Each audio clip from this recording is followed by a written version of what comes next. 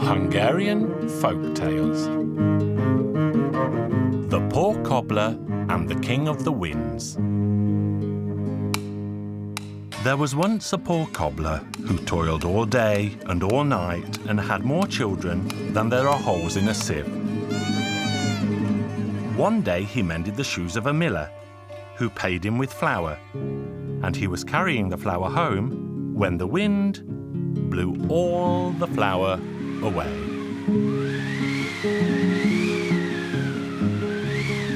Well, that's too much. I'll go and find the King of the Winds to let him know it was heartless to take that sack of flour away from me. He made his way through many lands until he arrived at a beautiful meadow. There he saw a whirlwind approaching that blew the dust from the road up into a spiralling cloud, and the poor cobbler was so very afraid that he took his hat off and lay flat on the ground to save himself from the raging wind. "You are wise to recognise and bow down before my power," said the King of the Winds, "or else you would have fared much worse. Tell me, what brings you to this distant place?" "I came for compensation from you, Your Majesty. The other day I was paid a sack of flour, and I was just carrying it home when a youthful breeze blew it clean out of my hands, and now my family have no food to eat." "Leave that to me. That wicked wind will suffer for its deeds, but I will not let you suffer any longer." So the king led the poor cobbler into his palace, where he fed him and gave him a magical lamb. Then he said, "When you arrive home, simply say, 'Shake yourself, O lamb,' and the lamb will shake off enough money to keep you for a month. But beware not to try this before you arrive home." The poor cobbler took leave from the King of the Winds and left for home. But his curiosity overcame him, and he simply had to see what the little lamb could do. As soon as he uttered the word of command, the ground around the lamb was showered with gold coins. He soon reached his lodgings for the night in the house of a very old friend, and he warned his friend never to say, "Shake yourself, O lamb." But the poor cobbler had hardly fallen asleep when his host and his wife ordered the beast, "Shake yourself, O lamb." When they saw the gold coins scatter on the ground, they took the animal and replaced it with a lamb from their own flock. The poor cobbler woke the next morning, but failed to notice the change. He thanked the man and his wife and left for home with high hopes in his heart. When he eventually arrived back, he said, "Shake yourself, O lamb." He repeated the order a number of times, but the little lamb simply stood and stared back at him.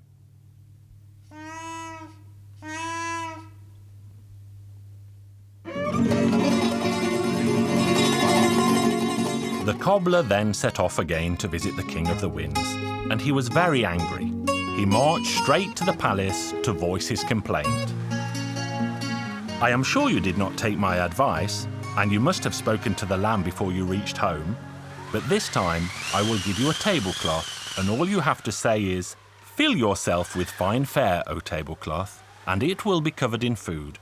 But do not be tempted to try this before you arrive home." But the poor cobbler was too curious again, and he tried the tablecloth. When evening came, he took lodging with his friend again, and he said to him, "You mustn't tell my tablecloth to fill itself with fine fare." The friend and his wife could hardly wait for the cobbler to sleep that night. They gave the order at once, and when they found out what a valuable tablecloth he had, they exchanged it for one of their own. The next day he arrived home and became terribly angry when he ordered the tablecloth again and again, but nothing happened. Again the poor cobbler travelled hastily back to see the King of the Winds, who was waiting for him when he arrived, and presented him with a small cane. He told him he should not tell the cane to "Turn around cleverly, O cane," before he arrived home again. The poor cobbler could barely wait to find out what the cane would do, and so he quickly said, "Turn around cleverly, O cane." The cane hopped up and began to beat him hard. The poor cobbler cried out in pain, "Stop!" and the clever cane stopped beating him at once.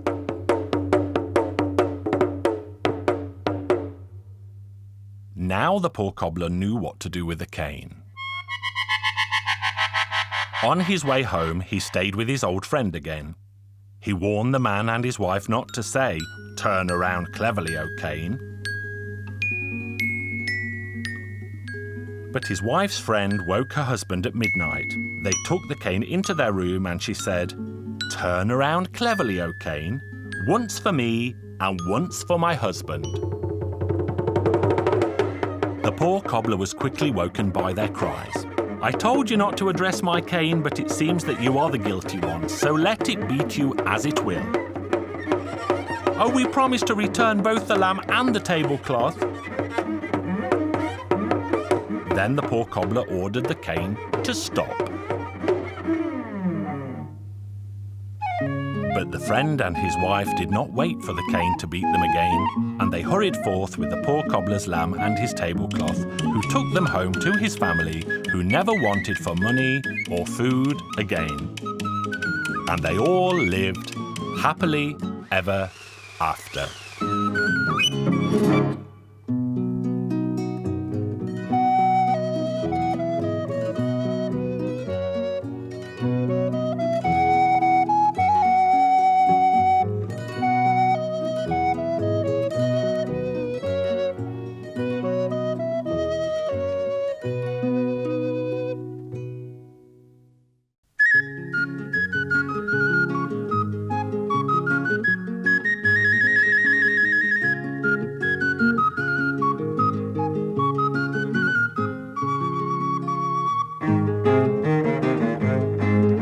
Hungarian Folk Tales. The Little Pulley Dog.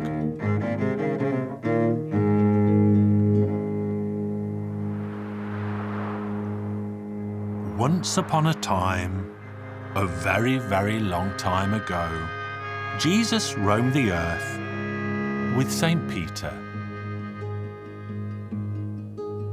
They sought shelter for the night and knocked on many doors of many houses, but no one would let them in because they were dressed as lowly beggars.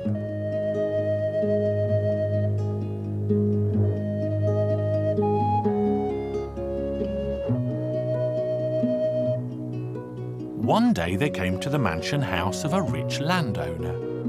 "Let us see if these good people will accommodate us for the night." So the two lowly beggars entered the house, where they were made warmly welcome. Their kind hosts made them a hot supper and gave them soft beds to sleep in that night. The next morning they thanked their kind hosts and left to go on their way. And as they left, Jesus said, "Peter, this man is rich and has everything in the world he needs, and yet there is still one vital thing that he lacks. We shall give him the gift of a beautiful baby boy, and we will provide that boy with whatever he needs whenever he asks for it." So the rich man called his servant John, and John overheard what the two beggars had said. Soon the woman of the house became heavy with child.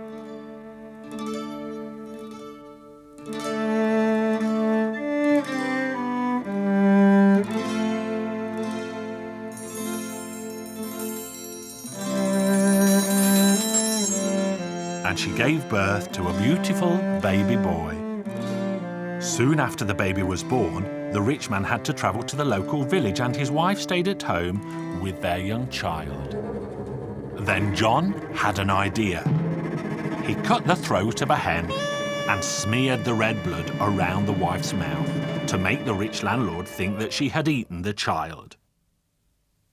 And then he stole away, taking the child with him.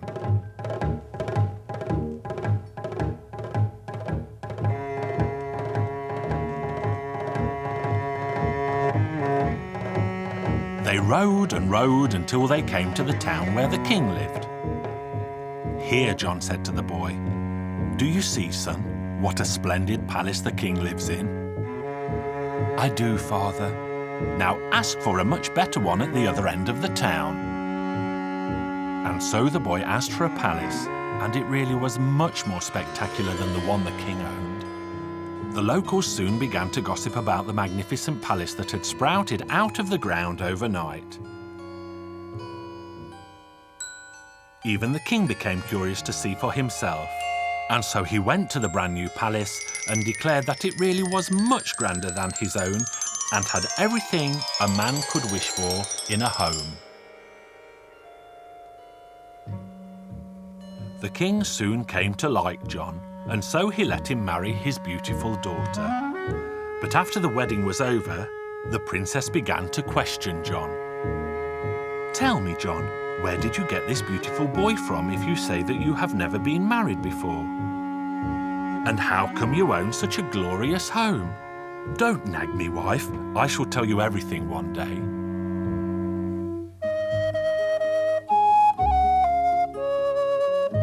One day, when the boy was grown, he arrived home from school in a horse-drawn carriage.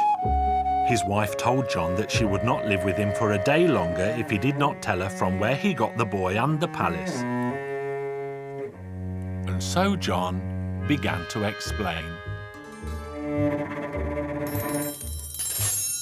As the two of them were talking, John said to his wife, "We forgot to tell the coachman to take the boy home."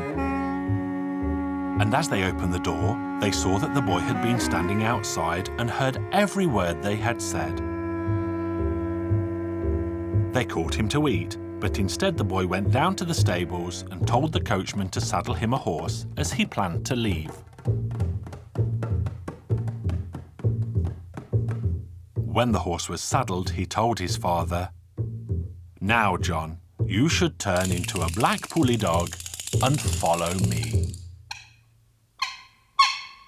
Then the boy, who had no name, left for home. By evening, he arrived at a mayor's house, where he asked for shelter for the night. The mayor and his wife made the boy supper, but when they offered food to his pulley dog, he told them not to. Instead, he gave the little dog coal to eat. In fact, the coal was still aflame from the fire. The mayor said, "I have never seen anything like it in my life that a prince should feed a fine dog with burning coal." "Mayor, have you ever heard of a person being buried alive?" "Yes, I have." "And did it happen far from this place?" "It's a long ride by horse from here." In the morning, the prince awoke and again fed the pulley dog with burning coal. And he rode until he eventually arrived at a second village. Here again he sought shelter with the local mayor. They fed him a fine meal, and again he asked for burning coal to feed his pulley dog. The mayor said, "I have never heard of such a thing before. How is it that such a fine dog eats hot coals?" "Yes, but have you ever heard, Mayor, of a person being buried alive?" "I have, and it happened not far from here. If you ride fast, you will soon be there." So after a good night's sleep, the prince continued his journey. He arrived in his own village the next day at noon, where again he sought shelter with the local mayor. They fed him a fine meal, and again he asked for burning coal to feed his pulley dog. "I have never heard of such a thing before. How is it that such a fine dog eats hot coals?" "Yes, but have you ever heard, Mayor, of a person being buried alive?" "Yes, I have, and it happened here." "Is the man still alive who buried the woman alive?" "Yes, he is." "Then please, Mayor, come with me." Then they went to see the landlord. But he had become so poor during the last 16 years that all he had was a pile of burning coal in the middle of his house and nothing more. The prince strode up to the pile of coal and gave a piece to his pulley dog to eat. "I have never heard of such a thing before. How is it that such a fine dog eats hot coals?" "Yes, but have you ever heard of a person being buried alive?" "Yes, it happened to be my wife." "Could you show me where she was buried? I was not in the cemetery, so I don't know where they buried her." That is such a shame. Is there a man or woman alive who attended that funeral? Yes, there is. Go then and call those people here. So off the landowner went and called his neighbours. Then they went to the cemetery, and the neighbours told the prince which grave was his mother's. As the boy stopped in front of the grave, he said, "Dark wooden coffin, come up to the light." And the coffin came up at once. "Open your lid, coffin." The lid of the coffin sprang open. His mother was still alive in the coffin, and she was sewing a shirt for her son. Then he took his mother by her arm and led her to his father. "Well, father, do you recognize her as your wife?" "Yes, I do. Pulley dog, you must turn back into John at once." And the pulley dog turned back into John. "Do you recognize this man as your servant?" "Yes." "Do you recognize me as your son?" "Yes." That was why my dear mother had to suffer for 16 long years under the ground.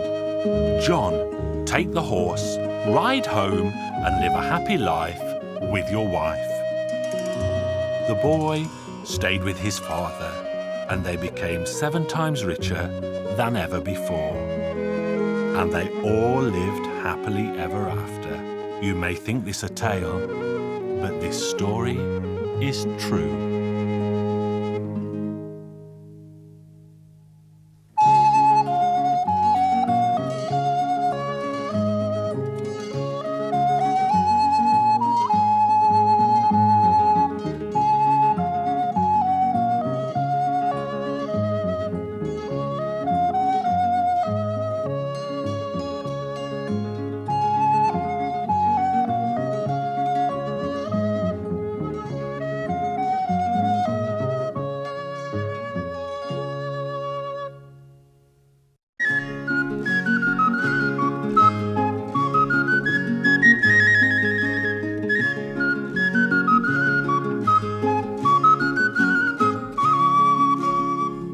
Hungarian Folk Tales. The Gold Coin and the Hat.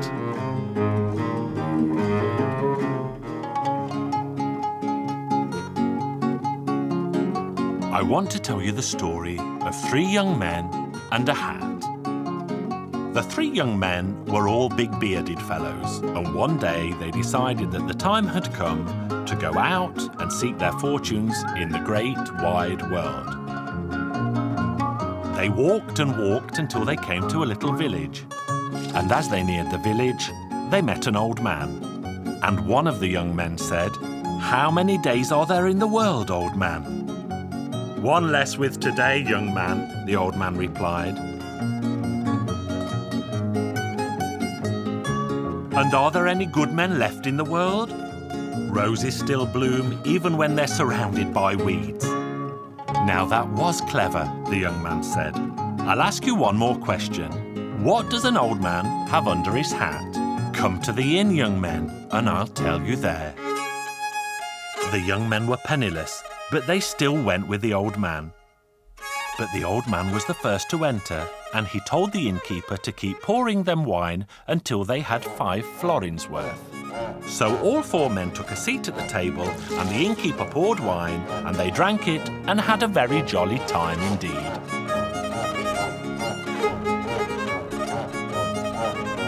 But when they had drunk 5 florins worth, the innkeeper stopped serving them and politely asked, "Now, gentlemen, who will pay for all this fine wine?"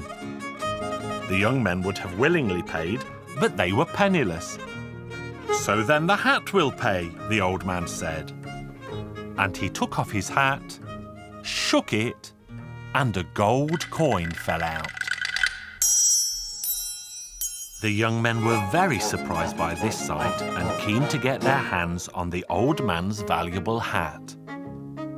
Then all they would have to do was to shake it, and the ground would be covered in gold coins. They pleaded and appealed to the old man to sell them his hat and to name his price. "Very well," the old man said, You can see that I am indeed an old man, and so 500 florins would be enough for the few years I have left. So that is my price for the hat, young sirs." The young gentlemen all ran to the Count and asked to borrow 500 florins, and the Count was happy to comply. So they paid the old man the price for the hat, and he went home. Then the hearty young fellows continued to eat and drink and make merry until a very late hour that night.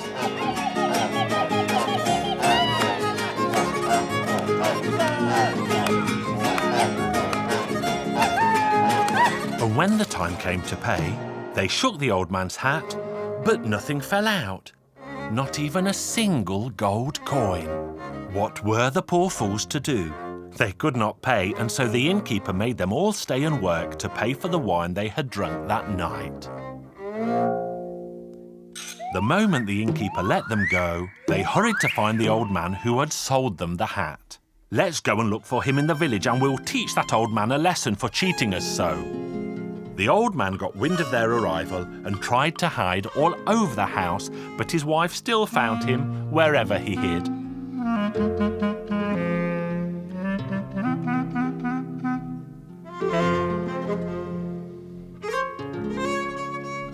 Then his wife said to him at last, "You silly old fool, don't try and hide. It's much better if you pretend to be dead.